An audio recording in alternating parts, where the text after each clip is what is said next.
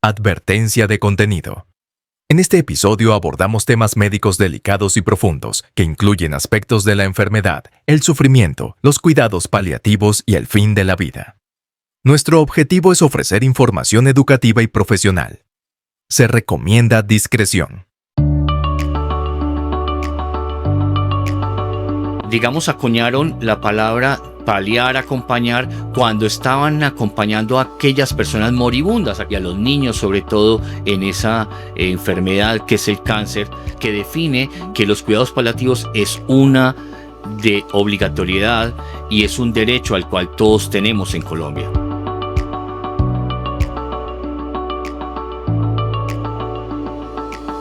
Hola, estamos nuevamente desde Balance con un nuevo podcast donde hablaremos de cuidados paliativos y de muerte. Unos temas que a veces les tenemos miedo, que son un tabú para muchos de nosotros, pero que son importantes en nuestra vida porque allá todos vamos a llegar, a la muerte. Estamos con nuestro director científico Roberto Jairo Mejía Velázquez, quien nos va a compartir sus experiencias en estos temas. Bienvenidos, esperamos que este tema sea del agrado de todos ustedes y que podamos aprender juntos sobre esta temática tan interesante y fundamental en nuestra vida. Empecemos entonces con los cuidados paliativos.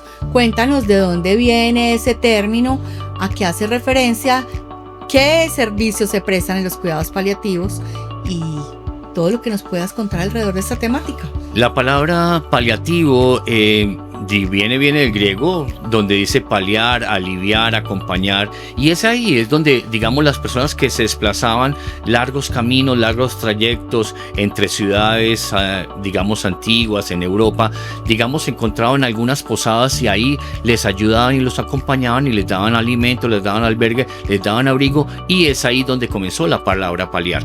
Pero realmente dos personas muy bellas en nuestra historia, Cicely Sander y Elizabeth Kubler-Ross, definieron todo lo que estamos nosotros desarrollando sobre los cuidados paliativos. En Colombia, ¿cómo aparece ese término o cómo ese servicio se empieza a prestar en Colombia? Porque realmente es algo muy nuevo y que no todo el mundo conoce. Como decía, Elizabeth y Cicely Sander, acuñaron la palabra paliar, acompañar, cuando estaban acompañando a aquellas personas moribundas, aquellas personas que estaban en esa fase final de la vida. En Colombia, realmente, hay antecedentes en los cuales se habla de la muerte digna.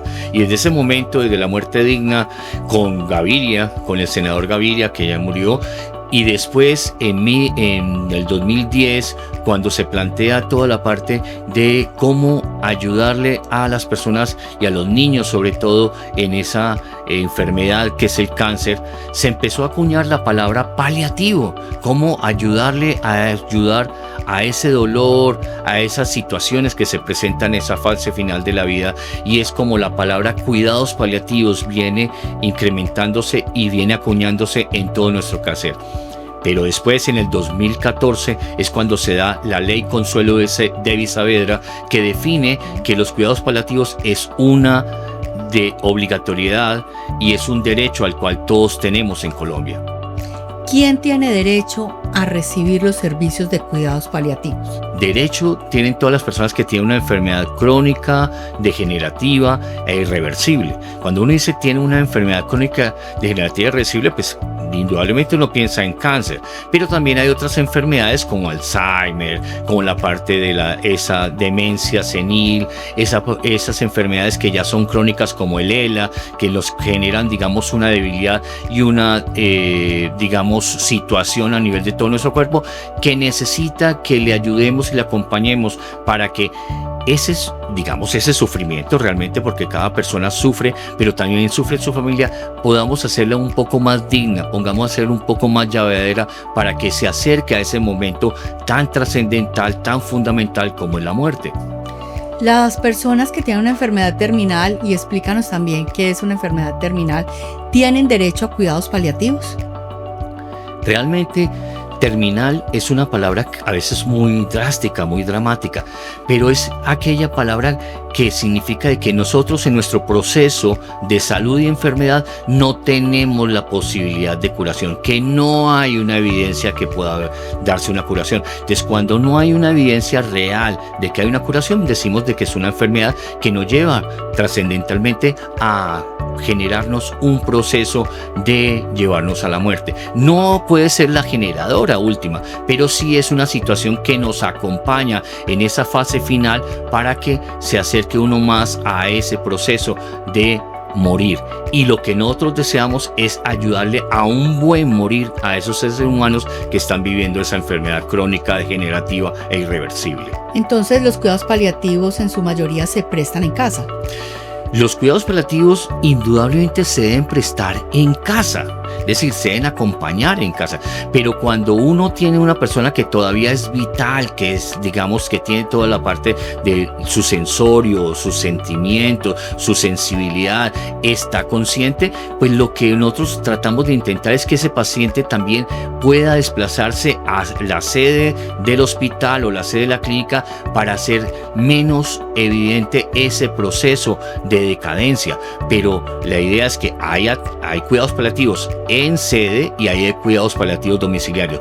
Cuando ya la persona viene con unas características de un decaimiento en toda su parte física y también en su parte, digamos, de su sensorio, pues la idea es que uno hace que los cuidados paliativos se den en casa, pero no necesariamente tiene que ser todo domiciliario. Pero nosotros sí planteamos que un adecuado morir, un bienestar para ese ser humano y la familia es morir en casa. ¿Cuáles son los principales servicios que se le brindan a un paciente en cuidados paliativos? En cuidados paliativos, digamos, los servicios que realmente están más direccionados es a esa, digamos, situación física, pero realmente nosotros debemos estar siempre pendientes de esas 5 dimensiones de los seres humanos: la dimensión social, la dimensión física, la dimensión emocional, la dimensión espiritual y la dimensión, digamos, a nivel espiritual. Esas dimensiones son las que tenemos que nosotros acompañar como equipo a ese ser y a esa familia para que haya un buen, digamos, desarrollo, un buen acompañamiento hacia un partir, hacia un desplazarse después de esta vida a otro estado, otro momento.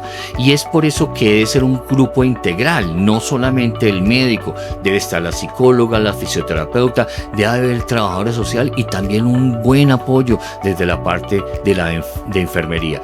Pero es un equipo multidisciplinario acompañando a esa persona y a esa familia en ese proceso de llegar a la muerte. Cuando la persona ya está, digamos, en sus últimos días o en sus últimas horas de vida, ¿hay alguna forma de que el médico identifique que realmente ya está en esa última fase de la vida?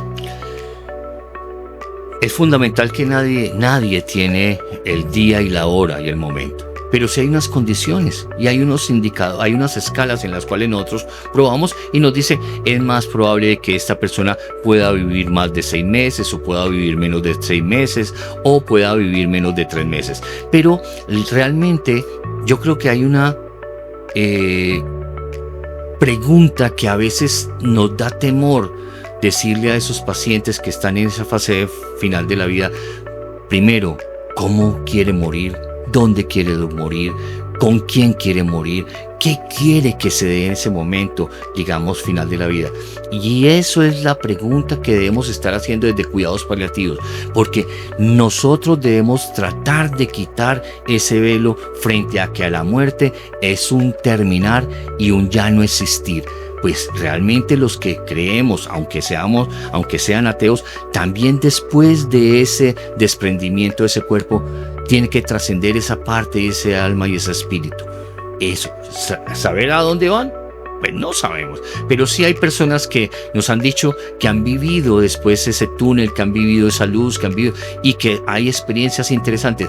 Eso es parte del aprendizaje. Nosotros tenemos que aprender a vivir nuestra propia muerte Y eso es algo que hacemos nosotros aquí en Balance.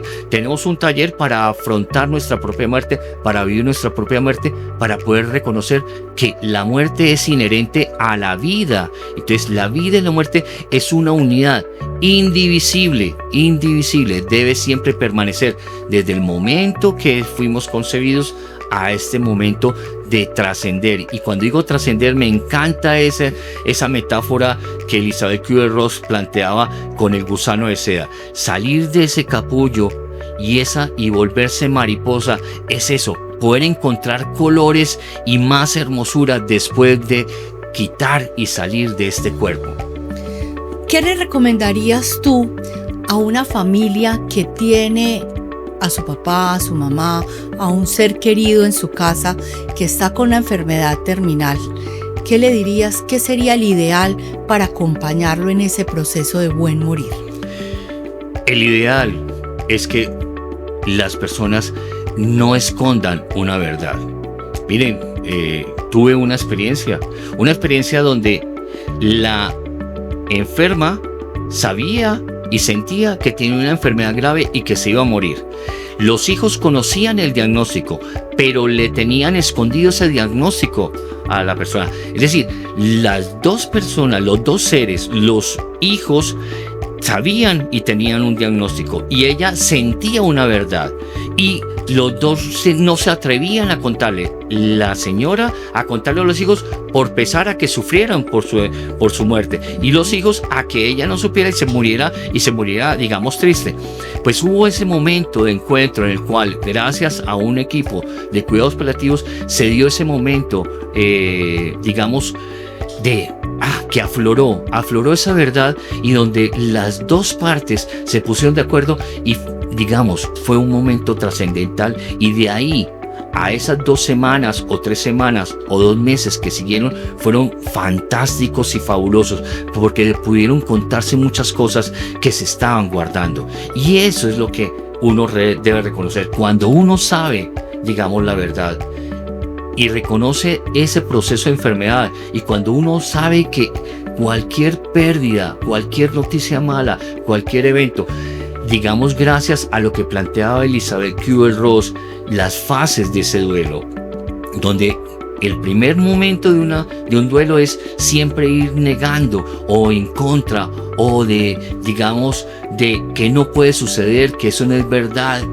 Después, el segundo momento es el momento de ira contra los padres, de ira contra el mundo, de ira contra Dios, de ira contra un ser superior. El tercer momento es el momento, digamos, de que vamos a poner un acuerdo frente a esta situación para que estemos, digamos, si yo hago esto, ¿será que me mejoro? Si yo hago esto o doy esto, o si amo esto, me mejoro. El cuarto momento es el momento de depresión, de tristeza por esas noticias. Y el quinto momento es el momento más maravilloso.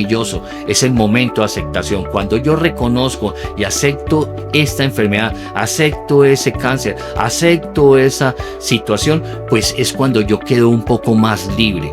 No me resigno. Ahí hay 2 diferencias muy claves. Uno puede tener resignación o puede tener aceptación. Lo que no aceptamos es que se resigne, de que pierda esa oportunidad a que después de esa aceptación pueda vivir mejor, pueda vivir más tranquilo. Lo que nosotros buscamos en un adecuado proceso de cuidado paliativo es que las personas y las familias lleguen a ese quinto momento, que es la aceptación. ¿Por qué tú nos recomiendas que cuando tengamos un ser querido que esté en esa fase terminal, muera en casa? ¿Por qué debe ser tan importante? Porque uno escucha a muchas personas que dicen, no, es que mi papá está muy mal, me lo llevo para la clínica, que lo atienda el médico, que entre a cuidados intensivos.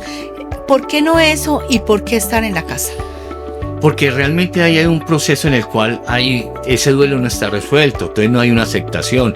Miren, cuando hay un ser querido que está, digamos, en esa fase de convalecencia, en esa fase terminal, pero hay digamos, familiar que está en el extranjero, ese familiar que no ha vivido todo ese proceso que viene sintiendo esa familia que está al lado, es la persona que frecuentemente genera mayores torpezas. Y no, es que por mi papá como que no se ha hecho eso, ¿por qué no lo llevan al hospital? Patata.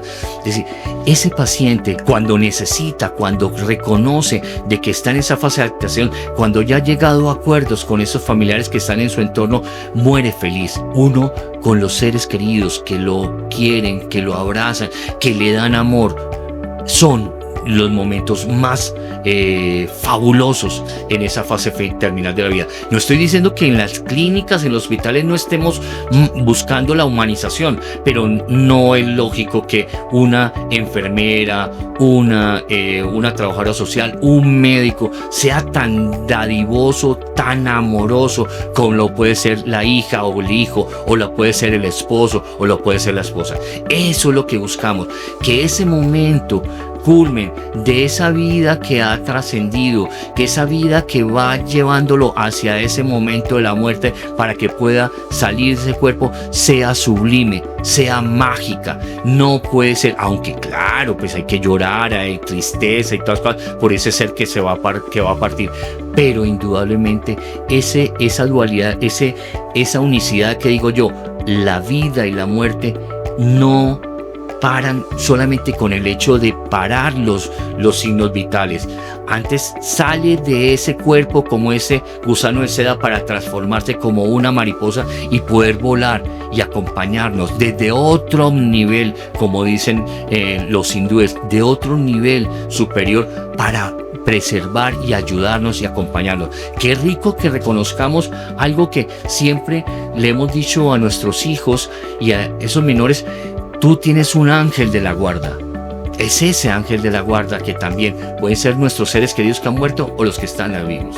Bueno, de pronto dos términos que para nosotros son más comunes en nuestro trabajo y que para otros genera de pronto miedo, otros rechazo de la iglesia, pero podrías resumirnos y decirnos en palabras muy sencillas para todos qué es la parte de eutanasia y qué es la sedación paliativa y sus diferencias, para que todos comprendamos que hay posibilidades de un buen morir y que no todo tiene que ser eutanasia, pero también saber un poco las diferencias de esos dos términos. Pero voy a tomar un antecedente.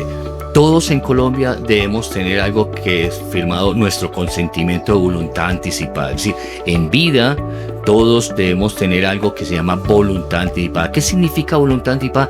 Es que nosotros nos anticipamos ese momento y definimos: yo quiero morir en casa, yo quiero que me manejen el dolor, yo quiero que no me entuben, yo quiero que si tengo una enfermedad terminal no me metan y no me claustren en una clínica. Eso es fundamental y lo tenemos que hacer en vida cuando tenemos todos nuestros 5 sentidos. Si no lo firmamos, pues indudablemente la idea es que el primer momento será llevarnos a ese papá para cualquier parte, pero si ya lo tenemos claro, nuestro papá, nuestro hijo lo ha dicho, nosotros mismos lo hemos expresado, lo tenemos que firmar. ¿Qué diferencia hay entre eutanasia y qué hay entre sedación paliativa? Son dos conceptos importantes y de tener en cuenta.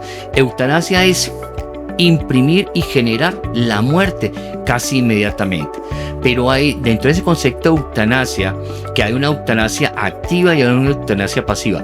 La eutanasia activa es colocar un medicamento que a los 2, 3 o 5 minutos presenta la cesación de todos los órganos y que produce la muerte. Pero el otro, eutanasia pasiva, es tristemente el que más generamos nosotros los del sector de la salud a los pacientes y a las personas. Decir: oiga, su papá ya está en esa fase final, no hay nada más que hacer por eso, lléveselo para su casa, para que muera en casa. Pero no le ayudamos a ese ser a decirle: mire, dele este medicamento, ayúdele para que no le duela, así cuando le duele, dele esto. Es decir, esa eutanasia pasiva es la que frecuentemente hacemos y es la más drástica y más triste que generemos nosotros desde la parte de salud. Pero la sedación paliativa es dentro de ese acompañamiento a ese ser humano, vamos colocando medicamentos para que se vaya sedando, se vaya quedando dormido, para que todo ese metabolismo vaya disminuyendo de intensidad y en un momento dado de esos de ese paso de esos medicamentos durante 3 a 5 días se produzca esa trascendencia de la vida y salir de ese cuerpo y poder disfrutar y volar. Bueno, el tiempo se nos acaba, pero yo sí creo que nos queda aquí pendiente hablar un poco más sobre la muerte y será un próximo capítulo. Muchas gracias.